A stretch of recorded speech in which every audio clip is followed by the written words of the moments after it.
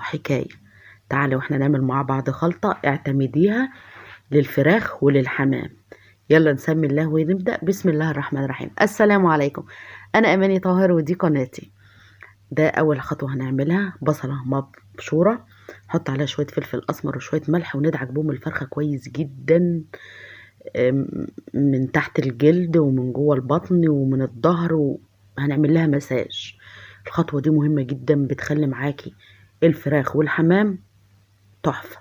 وهنعمل لها المساج ده ونركنها على جنب، ونبدأ بقى بالخلطة بتاعتنا. دي كمية الرز اللي انا هعملها. انا هزود شوية عن حشو الفرخة، عايزة شوية رز تحت الفرخة. بصلة مبشورة، الكبدة والقناصة بتاع الفرخة، او لو عندك كبد وقوانص زيادة وحابة تعملها مش حابة خالص مش مشكلة، الغي الكبد والقوانص خالص. معلقة زبدة و3 4 معالق زيت.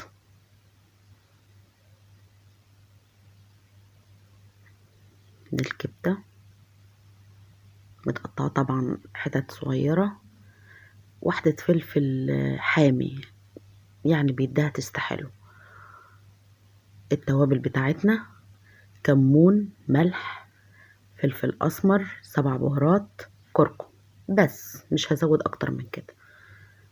في حله بقى او في طاسه على النار هنزل بالزبده والزيت لغايه ما يسيحوا كويس جدا، وهنزل بالبصله.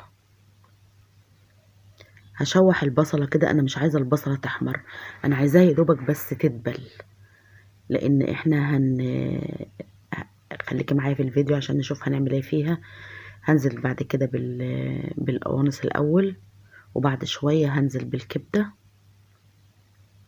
طبعا مفيش قوانص وكبده هتنزلي بالرز على طول.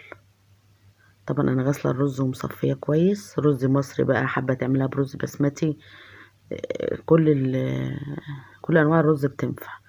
هغلف بقى كويس الرز الرز هغلفه بالسمنه كويس جدا لغايه ما الرز يحمر ويايا. انا عايزاه يوصل لدرجه الحمار اللي انت شايفاه ده.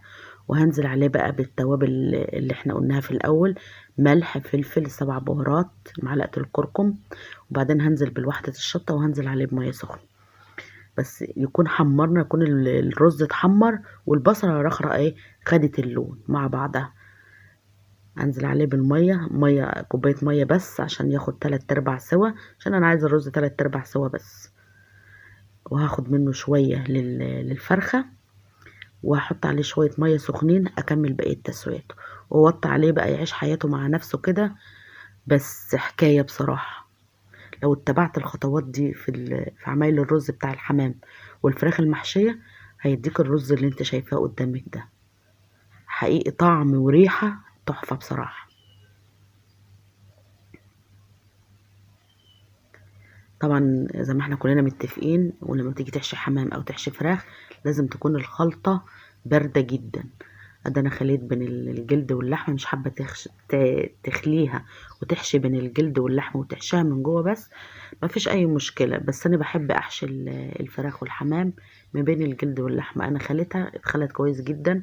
طبعا انا ما كنتش جايباها للحشو، زورها مفتوح، ما فيش مشكلة، ما يصعبش علينا حاجة ان شاء الله. بالخلة بتاع السنان، وهلم كل الموضوع ده. اي فتحة موجودة عندك لميها، يا بالخلة بتاع السنان يا بالخيط بتاع الاكل، زي ما انت شايفة كده. وهحشيها من جوه ببقية الرز. احنا الرز معانا 3/4 سوا، يعني ان شاء الله مش هيطلع طري ولا هيطلع معجن على ما الفرخة تستوي. وهلم بقى كل حاجة كده بالخلة، اي فتحة كده بالخل. حابة بقى تسقطيها في قلب الحلة زي ما هي كده، مفيش مشكلة. بس انا في خطوة ببقى بعملها بتحافظ معايا على الفراخ والحمام.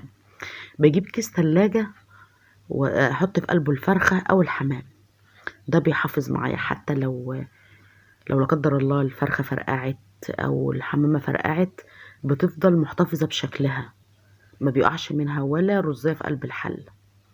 واخرم تخريمتين بساط كده، وهي الفرخة اصبحت جاهزة كده. انا حاطه حله على النار فيها بقى الحاجات اللي انت بتحطيها: ورق لوري، طماطمايه، جزرايه، بصلايه، شوية ملح،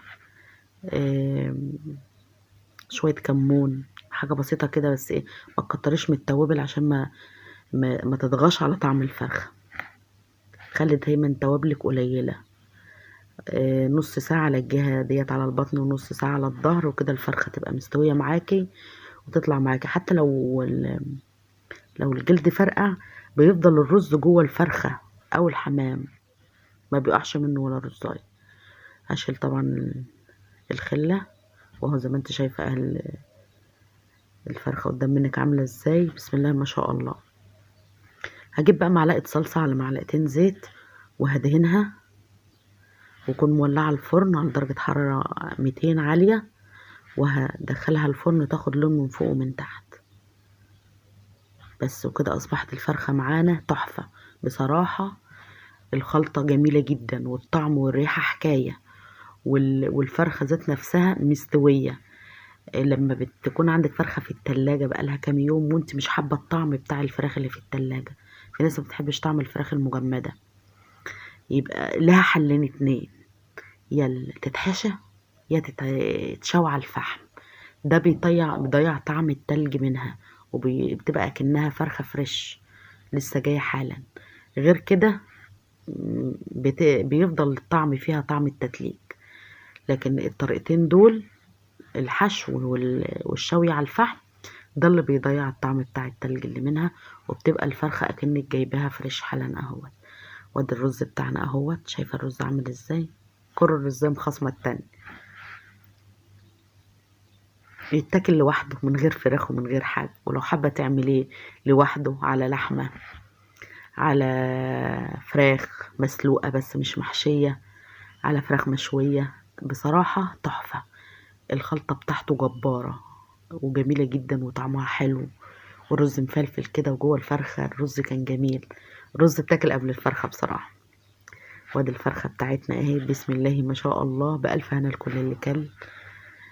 واتبعي الطريقة بتاعتي ديت ان شاء الله هتعتمديها ومش هتبطلي تعمليها. وما تنسيش بقى اذا كنت وصلت لغاية هنا تشتركي معايا في القناة وتفعلي الجرس عشان يوصلك كل جديد. واذا الفيديو ده عجبك تعملي لي لايك له. والسلام عليكم ورحمة الله وبركاته.